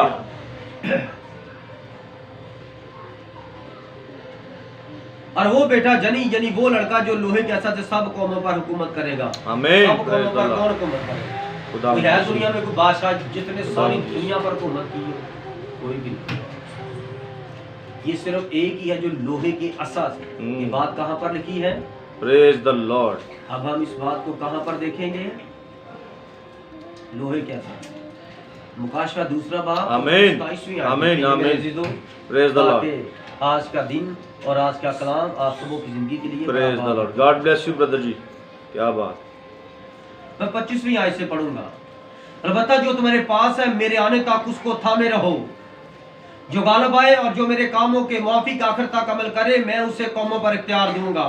यस और वो लोहे के ऐसा से उन पर हुकूमत करेगा जिस तरह के कुम्हार के बर्तन चकनाचूर हो जाते हैं। चुनाचा मैंने भी ऐसा इख्तियार अपने बाप से पाया है और मैं उसे सुबह का सितारा दूंगा। आमीन मसीह यीशु ने खुदा से इख्तियार पाया है कि वो लोहे के ऐसा से सारी कौमों पर हुकूमत करेगा। Yes. कहाँ पर इख्तियार पाया? जब वो शायरबानी पर था। यस उसके बाद उसने फरमाया आसमान और जमीन का कुल इख्तियार मुझे दिया गया। बस तुम जाकर सब कौमों को शामिल बनाओ और उनको खुदा मेरे नाम से, खुदा मेरे नाम यीशु मसीह के नाम का बपतिस्मा दो और उनको ये तालीम दो जिसका मैंने तुम्हें हुक्म किया है। आमीन। वो इन सब बातों पर अमल करे और देखो मैं दुनिया के आखिर तक तुम्हारे साथ साथ। आमीन हालेलुया। हालेलुया। ये कौन है? वो फरमाता है इस कलाम को आखिर तक थामे रहो, इस मैसेज को मरने तक थामे रहो। आमीन। तुम्हारी सामने मौत खड़ी हो, बंदे खड़े हो, मोहर लेकर खड़े हो, तलवारें लेकर खड़े हो, कोई कहे इस नबी का इनकार कर, इस मैसेज का इनकार कर, कलाम का इनकार कर, इस यीशु मसीह के नाम के बपतिस्मे का इनकार कर, पर आपका जवाब क्या होगा? नो। सर ऐसे फजूल मत बोले, आप अपना टाइम जाया मत करें। कलाम में लिखा है जान देने तक वफादार है। सर मुझे अपना नाम दे, आप अपना काम करें, मुझे अपना काम करें। मेरी बात आपकी समझ में नहीं आ रही, मेरा दिमाग बंद है, ये उल्टी सीधी बातें अपने दिमाग में जाने नहीं देता और मेरी बात आपकी समझ में आएगी नहीं, क्योंकि मैं रूहानी हूँ, तुम जिस्मानी हो। Yes. मैं तुम्हें परखता हूँ, तुम मुझे परख नहीं सकते। ऐसी इसलिए तुम अपना काम करो, तलवार चलाओ, मेरा सर उड़ाओ, मुझे कत्ल करो, आसमान पर तुम मुझे नहीं मार सकते। तुम मेरे बदन को मार सकते हो, मेरी रूह को नहीं मार सकते। मेरा बाप रूहानी भी है, जिस्मानी भी है, वो मेरे लिए इंसान भी बना। यस आमीन। और मैं उसके लिए अपनी जान दूंगा। Yes. वो मुझे बचाने के लिए आया है। उसने आमीन। मुझे बचाया है। हालेलुया। तुम हालेलुया। कत्ल करो, वो जिंदा करेगा। Yes hallelujah. हालेलुया। इसलिए मेरे अजीजों, वो जिस तरह मसीह यीशु लोहे के साथ हुकूमत करेगा, वो भी लोहे के साथ हुकूमत करेंगे। जिस तरह यहाँ पर ये बच्चा मसीह यीशु है और मुकाशवा दूसरे बाब के अंदर से जिसको खुदावंद जो गालिब आएगा और खुदावंद के सोची उसको इख्तियार बख्शेगा लोहे के साथ हुकूमतों पर, कौमों पर हुकूमत करे, और वो खुदावंद यीशु मसीह के लोग हैं। आमीन। दुल्हन है। आमीन। दुल्हन और दुल्हा दोनों एक होते हैं। यस आमीन। आमीन। आमीन। यीशु मसीह लोहे से हुकूमतों पर हुकूमत करेंगे, कौमों कबीलों पर, तो उसका मतलब है उसकी दुल्हन भी करेंगे। यस आमीन। हालेलुया। मिस्र में जब बादशाह था, कौन नबी था? एक यूसुफ नबी। यूसुफ नबी। मिस्र का बादशाह था, तो उसकी बीवी फूतीफरा की बेटी थी आसनात। आसनात। ठीक है, आसनात उसकी बेटी उसकी बीवी बनी और उसकी बीवी उसका बदन है। उसका मतलब है वो भी वहां पर सारी मिस्री दुनिया पर हुकूमत कर रही है। क्योंकि जब कोई मशवरा हमने करना होता है ना, तो हम किसी से भी नहीं करते, बीवी से करते हैं। खाने पर यार वो मैं ये काम करने लगा हूँ, तो मैं क्या करूँ? बीवी सुन के ना बाहर तो देखा तो तुम ना ऐसा ना ऐसा कर, तुम ऐसे ऐसे कर। और ये जो तना बीवी होती है वो मशवरे देती है, जो बेवकूफ होती है वो बात उनके लड़ाई शुरू कर देती है। वो बनता काम भी खराब कर देती हैं और अपने बंदे के खिलाफ ही गवाहियां दे देती हैं। ऐसी बीवियां अपने बंदे मरवा देती हैं और फिर पूरे में कहती हैं मैं क्या करूँ।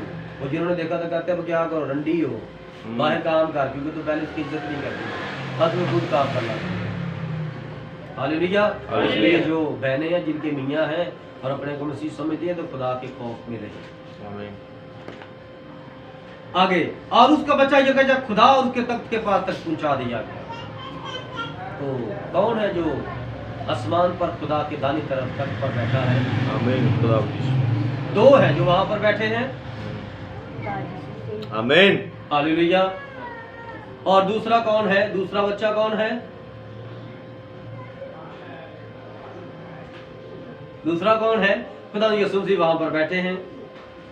हम मसीह यीशु में आसमानी मकामों पर बैठे हैं। आमीन। उसकी दुल्हन है। आमीन।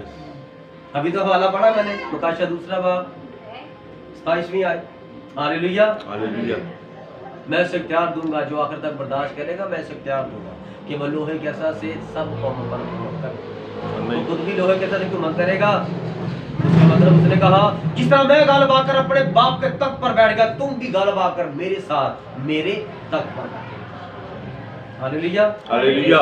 ये क्या है? खुदावंद यूं फरमाता है, ये रोया के वसीला से आकाश में खुले जा रहे हैं। आमीन। Praise the Lord. अब बच्चा तो चला गया है आसमान पर, अब ये औरत रह गई है जमीन पर। और इसी औरत ने इस बच्चे को पैदा किया था और ये औरत बनी इस्राएल कौम है जिसके अंदर से ये बच्चा पैदा हुआ था। ये बच्चा मुकद्दस खुदावंद यीशु मसीह है। आमीन। हमारे आका दो जहां, मुनज्जी दो जहां, यहाँ पर भी बिछाने के लिए आए और वहां पर भी बिछाएगा। उसने वादा किया। आमीन। आमीन। जो मेरी गवाही दूसरों के सामने देगा, मैं भी उसकी गवाही बाप और उसके फरिश्तों के सामने दूंगा। जिसका मतलब उसने यहाँ पर भी आके लहू बहाया था तो वहां पर भी बिछाया। और कोई नहीं वहां पर बिछा सकता, कोई पादरी खुद नहीं जा सकता। जिन पादरियों के पीछे आप लग के गलत तालीम लेते हो और गलत बातों में कायम रहते हो और कहते हैं मेरा पादरी, मेरा बिशप, मेरा पॉप, मेरा खादम, तो वहां पर आपको कोई नहीं बिछाएगा। बल्कि यहाँ नहीं बिछाएंगे। आप अस्पताल चले यार, रात 2 बजे फोन करे, देखता हूँ कौन आपकी वहां पर दुआ करता है, कौन आगे पीछे। हालेलुया। हालेलुया। वक्त के मुताबिक अपने आप को जानो, अपने मुकाम को पहचानो मेरे अजीजों। लिखा वो औरत उस बियाबान को भाग गई जहाँ खुदा की तरफ से उसके लिए एक जगह तैयार की गई थी। अच्छा, ये औरत पहले भी जंगल बियाबान में भागी थी। जब मिस्र से निकली थी तो कहाँ पर गई? वो ही सीना में, सीना के बियाबान में वहां पर जाकर रही। और जितनी देर खुदा वहां पर रहता, जब खुदा वहां से उठने लगता, आगे जाने लगता, तो खुदा कह देता कि अपना सब कुछ बांध लो और जहां मैं जाकर ठहरूंगा वहां पर। जितनी देर खुदा के पीछे चलते रहे, खुदा की पनाह में रहे। आप जितनी देर खुदा के साए में रहेंगे उतनी देर आप बचे रहेंगे। अब खुदा ने अपने आप को 2 सूरतों में जाहिर किया है, इस सूरत में और इस सूरत में। आमीन। और खुदा काब है और उसके 2 पर है, एक पुराना ऐतनामा, एक नया ऐतनामा। आमीन। आप अगर अपने आप को बचाना चाहते हो, कलाम पढ़ो, पुराना ऐतनामा पढ़ो, नया ऐतनामा पढ़ो और खुदा को देखो, खुदा को ढूंढने की कोशिश करो। जब नजर आ जाए तो उसे कहे खुदावंद अपना कलाम मेरे ऊपर फरमाए। आमीन। ताकि तेरे कलाम के नीचे मैं छुपा रहूं। तू काब है और तेरे दोनों पैरों के नीचे मैं जिंदगी।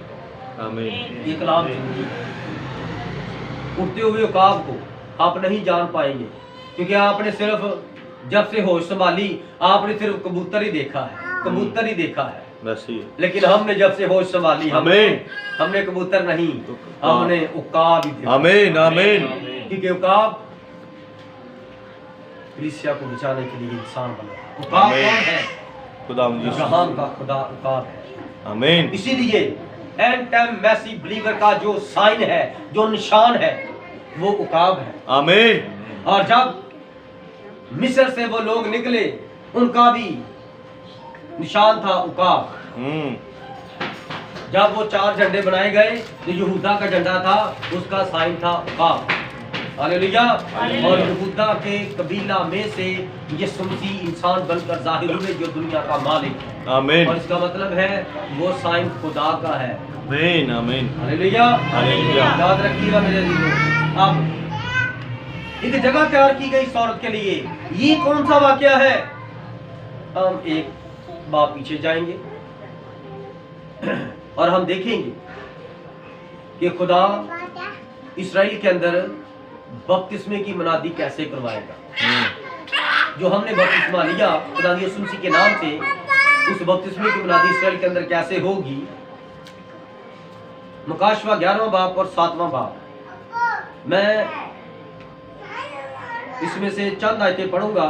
मुकाशवा 7वां में लिखा है, इसके बाद मैंने जमीन के चारों कोनों पर 4 फरिश्ते खड़े देखे। वो जमीन की चारों हवाओं को थामे हुए थे, ताकि जमीन या समंदर या किसी दरख्त पर हवा ना चले। ये 4 हवाएं हैं, और हवा क्या करती है? हवा जंग को जाहिर करती है। ये 4 जमीन के कोने हैं, मशरिक, मगरिब, शमाल, जनूब, और इन पर 4 फरिश्ते खड़े हैं, और इन्होंने चारों हवाओं को थामा हुआ है। और जब ये हवाएं छोड़ देंगे तो सारी दुनिया में आग लग जाएगी, और ये जंग लग जाएगी हर मजदूर की। ये चारों हवाएं मिक्स हो जाएंगी, और इस जंग का नाम है जंगे हर मजदूर। और इतना खून बह निकलेगा घोड़े की लगाम तक, इतना खून बह निकलेगा। मुकाशवा के अंदर लिखा है। हालेलुया। फिर मैंने एक और फरिश्ता को जिंदा खुदा की मोहर लिए हुए मशरिक से ऊपर की तरफ आते देखा। उसने उन 4 फरिश्तों से, जिन्हें जमीन और समंदर को जरर पहुंचाने का इख्तियार दिया गया था, बुलंद आवाज से पुकार कर कहा कि जब तक हम अपने खुदा के बंदों के माथे पर मोहर ना कर लें, जमीन और समंदर दरख्तों को जरर ना पहुंचाना। ऐ जमीन के 4 फरिश्तों, जंग नहीं लगनी चाहिए। ये तीसरी आलमगीर जंग नहीं लगेगी जब तक दुल्हन उठाई आमीन। और जब तक इसराइल के अंदर से 1,44,000 निकल ना जाए। और जिन पर मोहर की गई, मैंने उनका शुमार सुना कि बनी इसराइल के सब कबीलों में से 12 कबीलों 12 सितारों का ताज जिस औरत ने अपने सर पर पहना था, और चांद उसके पैरों के नीचे था, और सूरज की उसने चादर ओढ़ी हुई थी। उस औरत के अंदर से कितने लोग निकले हैं? 1,44,000। आमीन। यूदा के कबीला में से 12,000 पर मोहर की गई, रोबन के कबीला में से 12,000 पर मोहर की गई, जद के कबीला में से 12,000 पर, आशर के कबीला में से 12,000 पर, नफ्ताली के कबीला में से 12,000 पर, मनसी के कबीला में से 12,000 पर, शमौन के कबीला में से 12,000 पर, लावी के कबीला में से 12,000 पर, इश्कार के कबीला में से 12,000 पर, जबूलून के कबीला में से 12,000 पर, यूसुफ के कबीला में से 12,000 पर, बिन्यामीन के कबीला में से 12,000 पर मोहर की गई। 12 कबीलों में से 12,000 निकले। 12 को 12 के साथ जब जन्म देंगे 1,44,000 निकलेगा। आमीन। हालेलुया। हालेलुया। ये इसराइली आने वाले वक्त में जब तीसरी हैकल बनेगी, वहां पर पौ बैठेगा, और पौ अपना काम करेगा सारी दुनिया में, और वहां पर 2 नबी उठ खड़े होंगे, मूसा और एलिया। वो वहां पर यही मुनादी करेंगे जैसे हम आपके सामने मुनादी करते हैं कि ये बाप बेटे वाला बपतिस्मा नहीं ठीक, यीशु मसीह के नाम के बपतिस्मे वाला बपतिस्मा ठीक है। आमीन। तो ये वाले कबीले कबूल करेंगे। और इनके अंदर दान और इफ्राइम नहीं है, इसकी जगह पर लावी और यूसुफ को डाल दिया गया है। और जब पीछे आप देखेंगे तो वहां पर दान और इफ्राइम आपको शजराए निस्ब में नजर आएंगे, इन कबीलों में नजर आएंगे। लेकिन जब आसमान पर इनकी काउंटिंग होती है, इनका चुनाव होता है, तो वहां पर यूसुफ डाल दिया गया, इफ्राइम निकाल दिया गया, लावी डाल दिया गया, दान निकाल दिया गया। ये दोनों क्यों निकाले गए? क्योंकि इन्होंने एक बछड़ा बनाकर बछड़े को खुदा कहा। आप भी मरियम के बुत को खुदा की माँ कहते हो, आपको भी खुदा उस हिस्से से निकाल देगा। याद रखिएगा, आप भी खुदा के बुत बनाते हो, आप भी मरियम के बुत बनाते हो, आप भी यूसुफ के बुत बनाते हो, रसूलों के, नबियों के, मुकद्दसों के बुत बनाते हो। आप भी याद रखिएगा, मैं सारी दुनिया से बात कर रहा हूँ, और जितने भी ब्रदर ब्रानम को सीधा करते हैं, ब्रदर ब्रानम के सालगिरह मनाते हैं, खुदावंद उनसे सवाल करेगा, खुदावंद उनसे जवाब तलब करेगा, खुदावंद उनको कभी भी नहीं छोड़ेगा। जो नबी के साथ इस तरह बर्ताव कर रहे हैं, उस मरे हुए मुकद्दस शख्स को बेहुरमत कर रहे हैं, और उसके सालगिरह मनाते हैं और सेलिब्रेशन करते हैं। उसने मना किया है, मुझे नहीं, यीशु मसीह को जला दो। लेकिन जो लोग इस तरह, ये बुत परस्ती है।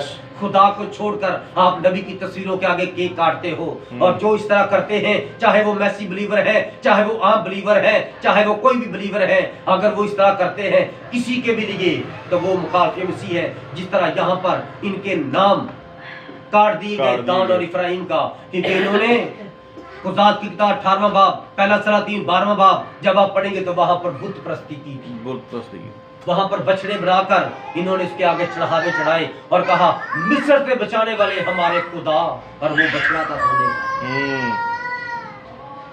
खुदा को बड़ी नफरत हुई कि इन्होंने मुझे एक बछड़े में डाल दिया है।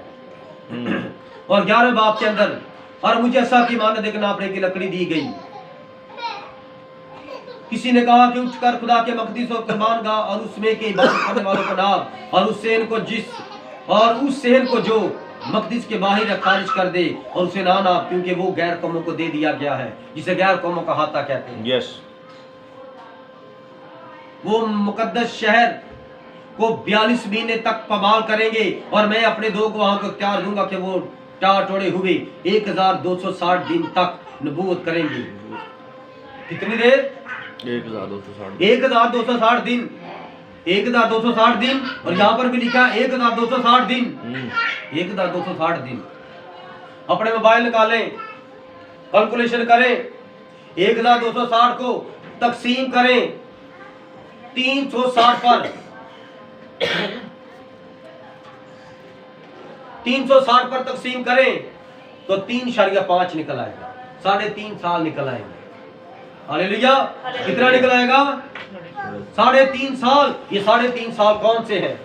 यीशु ने 3.5 साल बना दी की, और उसने अपने नाम के बपतिस्मा कराया कि बपतिस्मा यहूदियों में से है, मैं यहूदा के कबीला में से हूँ, और मुझी से आपको निजात मिलेगी, मैं ही खुदा के पास लेकर जाने वाला हूँ, मेरे ही नाम का बपतिस्मा लेकर।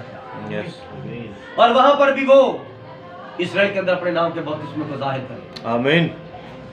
1,44,000 लोग उसके यीशु नाम का बपतिस्मा लेंगे। आमीन।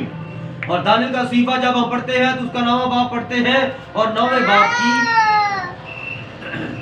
27वीं आयत, और वो एक हफ्ता के लिए बहुतों से अहद कायम करेगा, और इस हफ्ता में ज़बिया और हदिया मकरूफ करेगा, और फसीलों पर उजाड़ने वाली मकरूहात रखी जाएंगी, जहाँ तक कि बर्बादी कमाल को पहुंच जाएगी, और वो बला जो मुकर्रर की गई है उस जाड़ने वाले पर वाक़या होगी।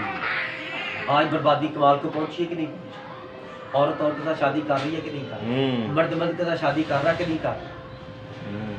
ये चर्चों में भी हो रहा है। यस ऐसी। और किसने ये पास किया? पोप ने ऐसी। देखो पोप ने तो पास किया। तो ये कौन सा मुल्क है? इस्लामी। यहाँ पर कोई पादरी तो नहीं हुकूमत करता, उनके निकाह कौन करता है? कौन निकाह करता है? मुसलमानों। कारी करते हैं। तो कौन हुकूमत कर रहा है? रोम। सारी दुनिया पर रोम हुकूमत कर रहा है, पॉप हुकूमत कर रहा है। पॉप ने कहा कोई मसला नहीं, बंदा बंदे के साथ शादी कर ले, और तो उनके साथ शादी कर ले।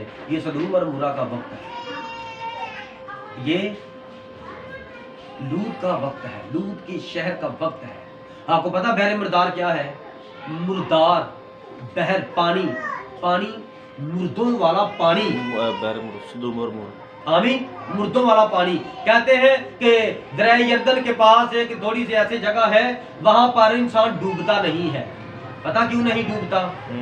वहां पर सदूम और अमूरा में जो बदी होती थी, इंसान मर्द के साथ शादी करता था, और खुदा ने जब आसमान से आग नाज़िल की तो उन लोगों को जलाकर राख कर दिया, और वो जमीन फाड़ी, और उसके अंदर से वो सारे शहर को नीस को नबूद कर दिया गया। ये किसने बताया? My precious profit William bearing. आमीन। हमें खुदा ने दिखाया। इस नबी कहता है इसलिए ये बहर मुर्दार है, इसके अंदर मुर्दे ही हैं, अनगिनत मुर्दे हैं, ऊपर पानी है, और वहां पर कोई जिंदगी नहीं, शर्मिंदगी है। इसलिए इंसान वहां पर पानी में डूबने के लिए जाता है, लेकिन उसका सर नीचे नहीं जाता, ऊपर तैरता रहता है। पानी को हुक्म हुआ है कि जिंदा इंसान इसके अंदर नहीं ठहरेगा, क्योंकि इसके अंदर आराम कर लौंडे बाज इसके नीचे दफन किए हैं। हालेलुया। ये बातें आपको सैलरी में नहीं मिलेंगी। यस आमीन। ये आपको खुदावंद यूं फरमाता है, नबी की किताब से मिलेगी। आमीन आमीन आमीन ब्रदर। ये नबी की किताब से आपको ये बातें मिलेंगी। यस आमीन। और अगर कोई नबी को नहीं पढ़ना चाहता तो वो फिर बेबकरी ते ताला, बे बाबा पे पास्टर, बस वो यही 3-4 बातें रट्टे लगाएगा, और जैसे जमीन पर आया था गुनाहों में वैसे ही मर जाएगा, और कब्र में अपना अज़ाब साथ ही लेकर जाएगा। और कलाम फरमाता कब्र में तेरी कौन याद करेगा? कौन याद? कब्र में कोई याद नहीं। Hallelujah. Hallelujah. Praise the lord. मुकाशवा 12वां बाब। हम्म। ये 12वां बाब ही क्यों कहा इसको? इसराइल के 12 कबीलों की एक कम्युनिटी और उसको 12वां बाब कहा कलाम के मुकाशवे के अंदर, उसको 12वें नंबर पर रखा। ये 12 कबीलों की एक औरत है और ये 12 सितारों का ताज है। हालेलुया। कैलकुलेशन किया आपने? यस। 3.5 निकला। यस। मैंने आपके सामने मुकाशवा 11वां बाब पढ़ा और फिर मैंने वहां पर पढ़ा जो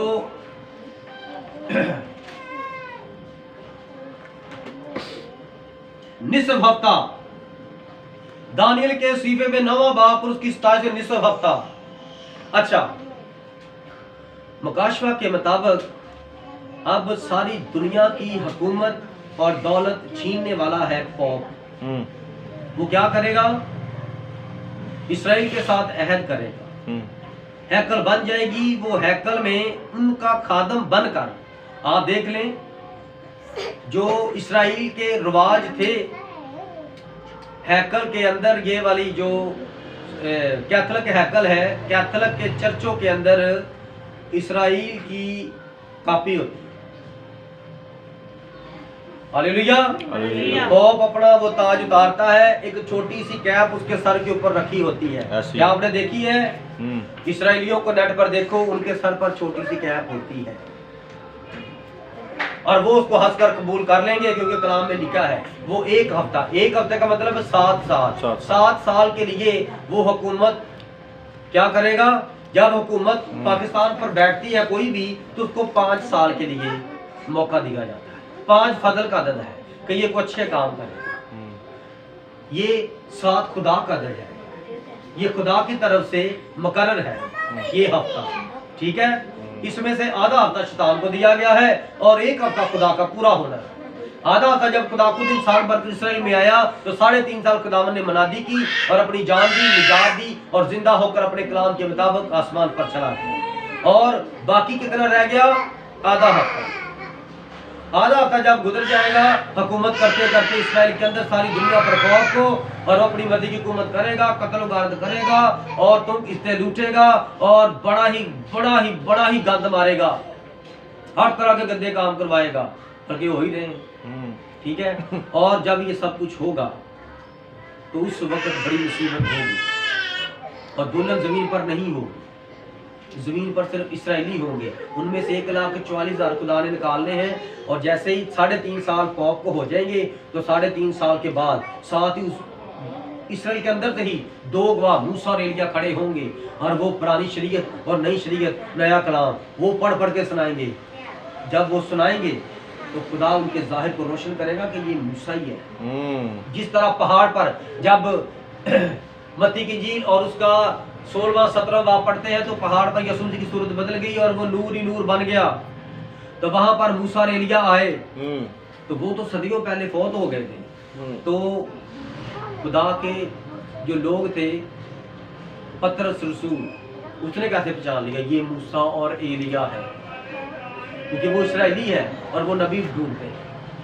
तो जब वो मूसा और एलिया वहां पर आएंगे तो जिस तरह वहां पर खुदावन ने अपने रसूल की आंखें खोली, उसके मुंह से निकला कि तू एलिया और ये मूसा है, तो वहां पर भी इसराइलियों की आंखें खोलेगा खुदा और वो कहेंगे ये मूसा और एलिया है। और वो कैसे पहचानेंगे? क्योंकि मूसा पानी को खून बना दे, आग नाज़िल करवा दे, जो कह देगा वो हो जाएगा, और एलिया आसमान बंद कर देगा। और वो कहेंगे यार पुराने अदनामे में ये निशान किसके थे? मूसा और एलिया के। तो वो पहचान जाएंगे, ओ इनके अंदर तो मूसा और एलिया की रूह है, ये हमें फिर से बचाने के लिए आ गए हैं। तो आधा इसराइल उनके पीछे रहा, आधा इसराइल पॉप के पीछे, आधा इसराइल इन 2 नबियों के पीछे। 2 गवाह, शरीर किताब कहती है कम से कम 2 या 3 गवाह। तो इसीलिए इसराइल के अंदर ये 2 गवाह आएंगे। एक होता तो वो इसको ना मानते, ये 2 गवाह है और दोनों इसराइल के सबसे बड़े नबी हैं। और सब नबियों में से बड़ा नबी कौन है? एलिया नबी, क्योंकि वो 5 बार खिदमत करने के लिए आमीन तशरीफ फरमाता है। यस आमीन हालेलुया। हालेलुया। उससे छोटा क्योंकि वो दूसरी बार। यस मूसा जब पीछे नबू की पहाड़ी पर जा अपनी जान देता है तो आसमान पर उठाया जाता है, फरिश्ते ले जाते हैं, उसको जिंदा करते हैं, उसका इंसाफ होता है और खुदा उसको रेस्ट देता है, फिर खुदा उसको इसराइल के अंदर भेजेगा यस आमीन अपने नबी के साथ। Hallelujah hallelujah hallelujah hallelujah. जब ये वहां पर 3.5 साल मुनादी करेंगे तो जो लोग 1,44,000 इसराइली निकलेंगे तो यीशु मसीह के नाम का बपतिस्मा लेंगे और वो उनको वहां से निकालेंगे और बियाबान में जो खुदा ने उनके लिए जगह तैयार की है उस जगह पर उनको ले जाएंगे। और जिस तरह खुदा उनके साथ जंगल बियाबान में कोहे सीना पर रहा, खुरूज की किताब में रहा, इसी तरह यहाँ पर भी खुदा उनके साथ रहेगा और फिर खुदा उनके लिए रोटी पानी हर चीज मुहैया करेगा। Hallelujah hallelujah. ये आज का मुकाशवा था, मुकाशवा 12वां भाग, आमीन। 6 आयत। God bless you brother. बरकत मिली। आमीन हालेलुया हालेलुया।